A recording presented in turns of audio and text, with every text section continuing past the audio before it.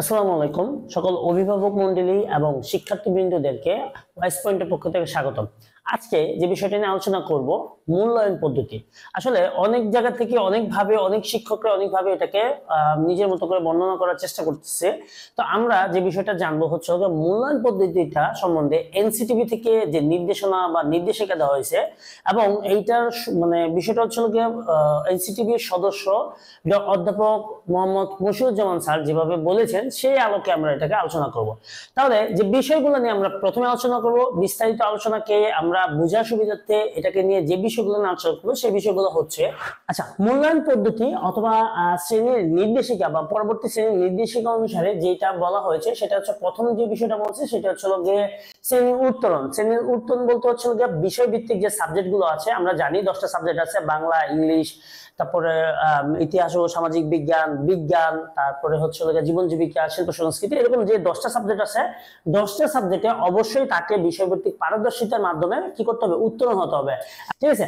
তারপরে হচ্ছে বিদ্যালয়ের উপস্থিতি হার। বিদ্যালয়ের উপস্থিতি হারটা কেমন হবে? বিদ্যালয়ের উপস্থিতি হার হচ্ছে 70%। বলা হয়েছে যে 70% উপস্থিত থাকতে হবে। যদি সে 70% উপস্থিত না থাকে তাহলে তাকে পরবর্তী ক্লাসের জন্য অনুত্তীর্ণ ঘোষণা করা হবে। এবং যদি বিশেষ কোনো কারণ থাকে যে অসুস্থ ছিল বা প্রাকৃতিক কোনো দুর্যোগ ছিল যার কারণে সে আসতে পারেন, সেক্ষেত্রে তাকে পর্যাপ্ত পরিমাণের এভিডেন্স বা প্রমাণ দেখাইতে হবে। সেক্ষেত্রে স্কুল শিক্ষক, ক্লাস শিক্ষক দুজনেই একত্রে সম্মিলিত হয়ে যে ডিসিশন নিবে সেই ডিসিশনটা তাকে মেনে নিতে হবে এবং দুইজন মিলে তাকে পরবর্তী ক্লাসের জন্য উত্তীর্ণ ঘোষণা করতে পারে। তো 70% কেমন? 70% এর বিষয়টা যদি একটু আলোচনা করি, মনে করেন যে 200 দিন ক্লাস হয়েছে স্কুলে, জুলাই মাস পর্যন্ত, জুন মাস পর্যন্ত 200 দিন, পরীক্ষার আগ পর্যন্ত 200 দিন ক্লাস হয়েছে, তার 70% অ্যাটেন্ড করতে হবে, মানে 140 দিন তাকে কি করতে হবে, অ্যাটেন্ড করতে হবে। তার মানে তাকে 140 দিন বিদ্যালয়ে উপস্থিত থাকতে হবে। তা না হলে যদি শিক্ষক এই জায়গাটাতে আপনি যদি প্রপার ইনফরমেশন না দিতে পারেন কেন সে বিদ্যালয়ে উপস্থিত ছিল না বা কি সমস্যা ছিল, প্রাকৃতিক কোনো ইস্যুস ছিল কিনা, এগুলো যদি প্রপার ইনফরমেশন দিতে না পারেন, শিক্ষক মানে ক্লাস টিচার এবং হচ্ছে প্রধান শিক্ষক সম্মিলিতভাবে এটা ডিসিশন নিয়ে যেটা বলবে সে অনুযায়ী তাকে পরবর্তী ক্লাসে উত্তীর্ণ বা অনুত্তীর্ণ ঘোষণা করা হবে। আচ্ছা, তারপরে বলুন মূল্যায়নের ধাপ। মূল্যায়নের 7টা ধাপ। ঠিক আছে। আমরা যেরকম আগে চিন্তা করতাম 70%, 80% বা কতটুকু পাইছে নাম্বার, 60 পাইছে না 50 পাইছে, তো এই জায়গাটাতে বিষয়ভিত্তিক পারদর্শিতা বা পিআই যেটাকে বলা হয়, পিআই এর উপর ডিপেন্ড করে 7টা ধাপ নির্ধারণ করা হয়েছে। 7টা ধাপ নিয়ে আমি আলোচনা করবো এবং সর্বশেষে তার আগে আমি একটু আলোচনা করি সেটা হচ্ছে গিয়ে শ্রেণীর উত্তরণের পারদর্শিতা। আমরা জানি প্রত্যেকটা বিষয়ভিত্তিক সাবজেক্টে পাস করতে হবে। ঠিক আছে। এবং হচ্ছে যেহেতু 7টা ধাপ বলা হয়েছে, আগে যেমন আমরা 33 পেলে পাস বলতাম, 33 এর নিচে পেলে ফেল করতাম, তো এই বিষয়টা আমরা জানবো হচ্ছে গিয়ে মূল্যায়নের 7টা ধাপে। তো এই জায়গাতে অবশ্যই তাকে কি করতে হবে, মূল্যায়নে অংশগ্রহণ করতে হবে এবং অংশগ্রহণের মাধ্যমে তাকে এইটাতে ভালো একটা মার্কিং বা ভালো একটা ধাপ যেটাকে বলি সেটা পাইতে হবে। পারদর্শিতার ভিত্তিতে তাকে মূল্যায়ন যেহেতু করবে, সে একটা ভালো রেজাল্ট যদি বলি, মানে বুঝার সুবিধাতে যদি রেজাল্ট বলি, তাহলে আমরা এই রেজাল্টটাকে তাকে গেইন করতে হবে এবং সাথে সাথে উপস্থিতির যে হার সেটাকেও তাকে মেনটেন করতে হবে। 70 ডেজ এর যে বিষয়টা বলা যাবে, 70% এর যে বিষয়টা বলা হয়েছে সেটাকে তাকে মেনটেন করতে হবে। এবং উপস্থিতির হার, মনে করেন সে বিষয়ভিত্তিকে খুবই ভালো করলো, উপস্থিতি সে হইতে পারলো না কোনো একটা ইস্যুর জন্য, শিক্ষককে যদি পর্যাপ্ত পরিমাণে কি বলে প্রমাণ না দেন যে সে কেন আসতে পারে না, তাহলে প্রধান শিক্ষক এবং শ্রেণী শিক্ষক চাইলেই কি করতে পারবে, তাকে অনুত্তীর্ণ ঘোষণা করতে পারবে। অথবা সে হচ্ছে গিয়ে কোনো একটা সাবজেক্টে খারাপ করছে কিন্তু তাকে উপস্থিতির পরিমাণটা খুবই ভালো, সে রেগুলার ক্লাস অ্যাটেন্ড করছে, তারপরে যে অ্যাসাইনমেন্ট গুলো ছিল অ্যাসাইনমেন্ট গুলোতে ভালো মূল্যায়ন হয়েছে, সেই ক্ষেত্রে শ্রেণী শিক্ষক এবং প্রধান শিক্ষক দুজনের সম্মিলিতভাবে তাকে পরবর্তী ক্লাসে উত্তীর্ণ করে দেওয়ার সুযোগ থাকবে। কিন্তু এখানে বিষয়টা হবে কি, যে সাবজেক্টে সে খারাপ করেছে, যে বিষয়টাতে সে খারাপ করেছে, সাপোজ সে জীবন জীবিকায় খারাপ করেছে, জীবন জীবিকার যে সাবজেক্টটা বা যে জায়গাটা সে খারাপ করছে, যেহেতু কয়েকটা স্টেপে পরীক্ষা হবে, যে জায়গাটা যে অংশতে সে খারাপ করেছে সেটা পরবর্তী ক্লাসে 6 থেকে যখন সে 7 উত্তীর্ণ হবে, পরবর্তী ক্লাসে ক্লাস টিচার থেকে সে ইনফর্ম করবে যে সে জীবন জীবিকার এই একটা অংশে সে খারাপ করেছে এবং তাকে ওই অনুসারে তাকে গাইডলাইন দেওয়া হবে। যদি একজন স্টুডেন্ট একাধিক বিষয়ে খারাপ করে তাহলে প্রতিষ্ঠান অবশ্যই তার জন্য আলাদা ব্যবস্থা করবে যাতে করে তার এই বিষয়গুলোতে ইমপ্রুভমেন্ট আসে। আচ্ছা, তাহলে এই হলো হচ্ছে আমার উত্তরণের পারদর্শিতা এবং বিষয় স্থিতি উপস্থিতি হার। এই বিষয়গুলোকে আমাকে খুবই ভালোভাবে মাথায় রাখতে হবে। স্টুডেন্ট এবং গার্ডিয়ান দুজন মিলে মাথায় রাখতে হবে যে তাকে অবশ্যই উপস্থিতির হারটাকে মেনটেন করতে হবে। আদারওয়াইজ সে যদি কোনো একটা সাবজেক্টে খারাপ করে, কোনো একটা সাবজেক্টে খারাপ করলো এবং উপস্থিতির হারও খারাপ হইলো, সেই ক্ষেত্রে তাকে কিন্তু পরবর্তী ক্লাসে উত্তীর্ণ হওয়ার সম্ভাবনা খুব কম থাকবে এবং এই বিষয়টা খুবই কমপ্লিকেটেড হয়ে যাবে। তাহলে অবশ্যই মানে হয় এইটাতে দুইটাতে অবশ্যই তাকে মেনটেন করতে হবে। আর যদি কোনো একটা কারণে খারাপ হয়ে যায়, যেহেতু পরীক্ষা পদ্ধতি একদমই নতুন, বাচ্চারা একদম পুরো ভয় পেয়ে যাবে যে কি পরীক্ষা দিব, 5 ঘন্টার একটা পরীক্ষা, কিভাবে দিব, কি লিখবো, অ্যাসাইনমেন্ট গুলা কেমন হবে, most of the student assignment গুলা নিজেরা করতে পেরেছে কিনা, সেই বিষয়গুলো, সেই ক্ষেত্রে হচ্ছে স্টুডেন্টের পারদর্শিতার রেজাল্টটা প্রথম অবস্থায় একটু খারাপ হওয়ার সম্ভাবনা থাকে। আমি বলছি না খারাপ হবে, সম্ভাবনা থাকে, যেহেতু দুইটা পরীক্ষা। মনে করেন অর্ধবার্ষিক যেটা চলতেছে, অর্ধবার্ষিকে খারাপ হলো, ফাইনালে ভালো করলো, তো বিষয়টা হচ্ছে গিয়ে দুইটাকে আমাকে প্রায়োরিটি দিতে হবে। উপস্থিতির হারটা আমাকে প্রায়োরিটি দিতে হবে, পারদর্শিতার হারটা আমাকে প্রায়োরিটি দিতে হবে, বিষয়ভিত্তিক যে পারদর্শিতা। এবং এখানে একটা জিনিস বলা হয়েছে, মশিউর রহমান স্যারের কথা অনুসারে একটা জিনিস বলা হয়েছে, একটা বাচ্চা যদি মানে অর্ধবার্ষিকে চান্স পায়, মানে অর্ধবার্ষিকে পরীক্ষা দিতে পারে, বার্ষিকে যদি সে পরীক্ষা দিতে না পারে, তাকে পর্যাপ্ত পরিমাণে এভিডেন্স দেখাইতে হবে। এবং হচ্ছে গিয়ে উপস্থিতি হারটা যদি সে ন্যূনতম রাখে, উপস্থিতি 70% সে ক্লিয়ার করলো এবং সে কোনো একটা কারণে কোনো একটা সাবজেক্টে অ্যাক্সিডেন্ট বলেন, কোনো একটা প্রবলেম হলো বলেন, প্রাকৃতিক কোনো দুর্যোগ ঘটলো, যার কারণে সে পরীক্ষা দিতে পারে না, সেক্ষেত্রে তার যে অর্ধবার্ষিক সেটার সাথে বার্ষিকের যে মূল্যায়ন, সেই মূল্যায়নটাকে অ্যাডজাস্ট করে অ্যাভারেজ করে পরবর্তী ক্লাসের জন্য প্রধান শিক্ষক এবং হচ্ছে ক্লাস টিচার এইটার উপর ডিপেন্ড করে, মানে এই দুইটার উপর ডিপেন্ড করে তাকে কি করতে হবে, তাকে পরবর্তী ক্লাসের জন্য অ্যাপ্লিকেবল করবে, তাকে পরবর্তী ক্লাসে উত্তরণের সুযোগ দিবে। তাহলে আমরা আগে যেটা ভাবতাম যে অর্ধবার্ষিক পরীক্ষাটা যেমন তেমন হোক, বার্ষিকে খুব ভালো করব, এটা কিন্তু এখন ভাবা যাবে না। কারণ অর্ধবার্ষিক এবং বার্ষিক দুইটাকে মিলে, দুইটাকে মার্জ করে পরবর্তী ক্লাসে, পরবর্তী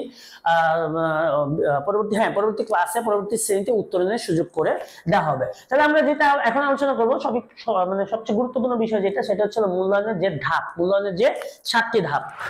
আচ্ছা, মূল্যায়নের যে 7টি ধাপ, 7টি ধাপের মধ্যে আমরা প্রথমে আমাদেরকে যে নির্দেশনা বা ইনস্ট্রাকশন দেওয়া আছে সেখানে বলা হয়েছে প্রারম্ভিক, এলিমেন্টারি, বিকাশমান, ডেভেলপিং, অনুসন্ধান, এক্সপ্লোরিং, অ্যাক্টিভ, সংক্রিয় বা অ্যাক্টিভিং, অগ্রগামী, অ্যাডভান্সিং, অর্জনমুখী, অ্যাচিভিং, অনন্য, আপগ্রেডিং।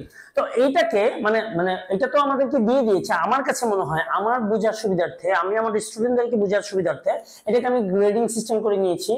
যে প্রারম্ভিক মানে হচ্ছে ফেল, আমরা যেটাকে এফ গ্রেড বলি, তারপর বিকাশমান হচ্ছে ডি, ডেভেলপিং যেটাকে বলি, এক্সপ্লোর হচ্ছে গিয়ে সি, অনুসন্ধানী, তারপরে সংক্রিয় হচ্ছে বি, মানে যে গ্রেডটা করা হয়, তারপরে হচ্ছে অগ্রগামী হচ্ছে এ মাইনাস, তারপরে অর্জনমুখী বা অ্যাচিভিং হচ্ছে এ বা অনন্য এ প্লাস। ঠিক আছে, তো এটাকে মার্কিং আমি এইভাবে করছি, এটা কিন্তু বোর্ড থেকে কোনো ইনস্ট্রাকশন দেয়নি, এটাকে আমি আমার মতো করে বলতেছি, বা আমি আমার মতো করে যে 7টা ধাপ, ওই 7টা ধাপের সাথে মিল পেয়ে তারপরে আমি কিন্তু সাজাচ্ছি।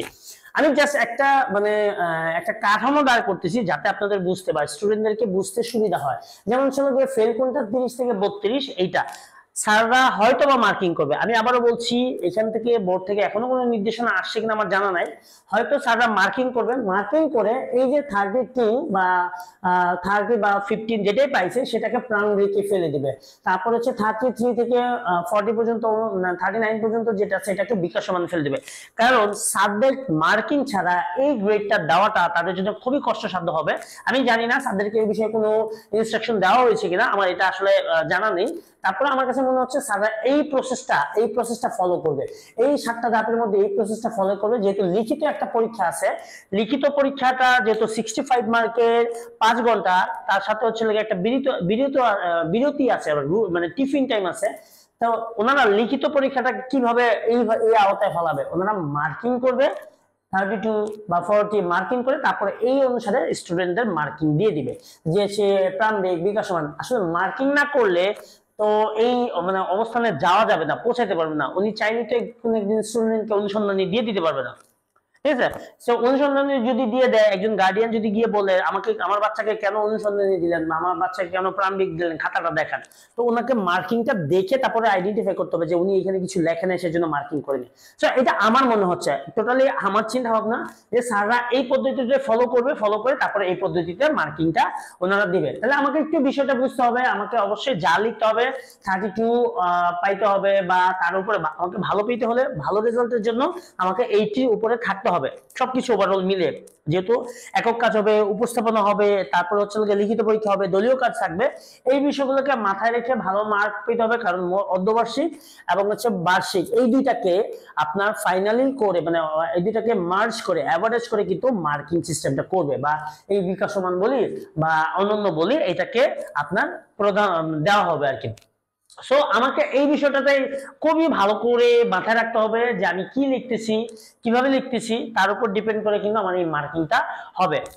আচ্ছা, তাহলে এই পর্যন্তই মানে আমাদের যে নির্দেশিকায় আমাদের যে বিষয়টাকে বলা হয়েছে, তাহলে কয়টা জিনিস পরবর্তী ক্লাসে উত্তরণের যে বিষয়টা আমাকে মাথায় রাখতে হবে, বিষয়ভিত্তিক আমাকে ভালো রেজাল্ট করতে হবে। অবশ্যই আমাকে কি করতে হবে, যদি আমি ভালো কিছু চাই বা ভালো একটা রেজাল্ট চাই, মূল্যায়নটা আমার ভালো হোক, সেটা যদি আমি চাই, তাহলে আমাকে কি করতে হবে, অবশ্যই সক্রিয় থেকে উপরে যেতে হবে, মানে অগ্রগামী, অর্জনমুখী বা অনুন্নত থাকতে হবে। অনুন্নত থাকলে তো বেস্ট, ঠিক আছে। যেহেতু এবং সরকার একটা জিনিস হচ্ছে গিয়ে বা খুবই ভালো একটা স্টেপ নিয়েছে, যেটা হচ্ছে গিয়ে অন্যান্য বছর স্টুডেন্টরা কি করতো যে ক্লাস 6 এ পড়াশোনা করে নেয়, ওকে ফাইন 7 এ করবে, 7 এ পড়াশোনা করে না, ওকে ফাইন 8 এ করবে, 8 এ করে নেয়, 9 এ করে নেয়, 10 এ গিয়ে একদম তোড় জোড় নিয়ে চলে গিয়ে পড়াশোনা করতো এবং এসএসসি তে A+ আসতো, তাই না? কিন্তু এইবার হবে যারা এসএসসি পরীক্ষা দিবে এই মূল্যায়নের ভিত্তিতে, তাদের 6 থেকে মানে যারা এখন 6 এ আছে তাদের 6 থেকে শুরু করে একদম এসএসসি পরীক্ষা পর্যন্ত সবগুলা রেজাল্ট কার্ড একসাথে অ্যাড করা হবে, ঠিক আছে। মানে এসএসসি কার্ডে এখন যেমন একটা রেজাল্ট কার্ড পাওয়া যায়, একটা ট্যাবুলেশন শীট পাওয়া যায়, তখন হচ্ছে সবগুলা পাবে ক্লাস 6 থেকে শুরু করে একদম 10 পর্যন্ত। যারা এই বছর 9 এরটা সহ 10 এরটা একসাথে পাবলিশ হবে, যারা এই বছর 8 9 10 তিনটা একসাথে পাবলিশ হবে তাদের রেজাল্ট, যারা 7 8 9 10 তিনটা একসাথে পাবলিশ হবে, যারা 6 7 8 9 10 তিনটা চারটা একসাথে পাবলিশ হবে। তো অবশ্যই এইখানে আমার ভাবার অবকাশ নাই যে আমি 6 এ পড়ি নাই তাতে কি হয়েছে আমি 7 এ গিয়ে ভালো করে পড়বো, বা আমি 7 এ পড়ি নাই তাতে কি হয়েছে আমি 8 এ গিয়ে ভালো করে পড়বো, আমি 8 এ পড়ি নাই 9 তো আছে 9 10 তো আছে এখানে আমি ফাটায় পড়াশোনা করবো, এইটা ভাবার কোনো অবকাশ নাই। কারণ বাবা তোমার রেজাল্ট হচ্ছে গিয়ে একদম মানে তুমি যা যা করেছো, রেজাল্ট তুমি যা যা পেয়েছো, তোমার মূল্যায়ন সবকিছু দেওয়া থাকবে একদম A থেকে Z পর্যন্ত, মানে 6 থেকে আর তোমার 10 পর্যন্ত, ঠিক আছে। তোমার রেজাল্ট কিন্তু ওইখানে দেওয়া হবে। এখন তুমি এইটা যেখানে প্রদান করবা, যেই সেক্টরে তুমি এটাকে দিবা, তখন কিন্তু সে দেখবে যে তোমার রেজাল্ট কনস্টিটেন্টলি পোর অর রিচ, এই বিষয়টা মানে ডেভেলপিং, তো তোমার এই জিনিসটা দেখে কিন্তু তোমাকে জাজমেন্ট করবে, তুমি যেখানেই যাও তোমাকে এই জিনিসটা প্রপারলি দেখবে। সো আমার কথা হচ্ছে তোমরা একটু ভালো করে পড়াশোনা করো। গার্ডিয়ানরা আপনাদের কথা হচ্ছে আপনাদের নিয়ে একটু বলি, সেটা হচ্ছে আপনারা এই বিষয়গুলো একটু মাথায় রাখেন, বাচ্চাকে স্কুলে যাওয়ার জন্য উদ্বুদ্ধ করেন, অ্যাসাইনমেন্ট গুলো করার জন্য উদ্বুদ্ধ করেন। অবশ্যই যেহেতু অ্যাসাইনমেন্ট গুলো থাকবে হচ্ছে গিয়ে যার যার একক অ্যাসাইনমেন্ট, আপনারা যারা যেখান থেকে যে সোর্স থেকে অ্যাসাইনমেন্ট গুলো বা ছকগুলো ফিল আপ করে করে দিয়েছেন, তাদের জন্য একটু কষ্ট হয়ে যাবে, কারণ নিজের অ্যাসাইনমেন্ট পরীক্ষার হলে নিজেকেই করতে হবে, তখন কিন্তু একটু মানে সমস্যা হয়ে যাবে। আর অবশ্যই বইগুলো ফিল আপ রাখতে হবে, প্রত্যেকটা বইয়ের যে ছকগুলো আছে এটা ফিল আপ রাখতে হবে, এটা স্যারকে জমা দিতে হবে, এবং স্যার কি করবে এই জায়গাটাতে কিছু একটা মার্কিং করার সম্ভাবনা থাকবে আর কি, ঠিক আছে। তাহলে আজকে এই পর্যন্তই। আমরা মূল্যায়ন পদ্ধতি নির্দেশিকা আরো যে প্রসেস গুলা, পরীক্ষা পদ্ধতির যে বিষয়গুলো আছে, পরীক্ষার হলের জন্য যে নির্দেশিকাটা আছে সেটা নিয়ে আলোচনা করবো পরবর্তী কোনো ভিডিওতে। আমাদের এই আপডেট গুলো পাওয়ার জন্য আমাদের সাথে থাকবেন আর কি। মানে আমরা সবগুলা যত নির্দেশিকা আছে বা যত মূল্যায়ন পদ্ধতি আছে এনসিটিভি থেকে যত যা কিছু আমাদের কাছে আসবে, আমরা ইনশাল্লাহ আপনাদেরকে বোঝানোর চেষ্টা করবো। তাহলে আজকের মতো এই পর্যন্তই। পরবর্তী ভিডিওর জন্য আমাদের চ্যানেলটা সাবস্ক্রাইব করে রাখতে হবে এবং বেল আইকন বাটনে ক্লিক করে রাখতে হবে, যাতে করে এরকম নোটিফিকেশন গুলো আপনারা খুব দ্রুত পান এবং আপনাদের বাচ্চাদেরকে এবং স্টুডেন্টরা তোমরা নিজেদেরকে একটু মানে গুছিয়ে রাখতে পারো যে পরীক্ষা কিভাবে আসবে, কি করতে হবে, আমি কি করবো। তাহলে আজকে এই পর্যন্তই, সবাই ভালো থাকবে।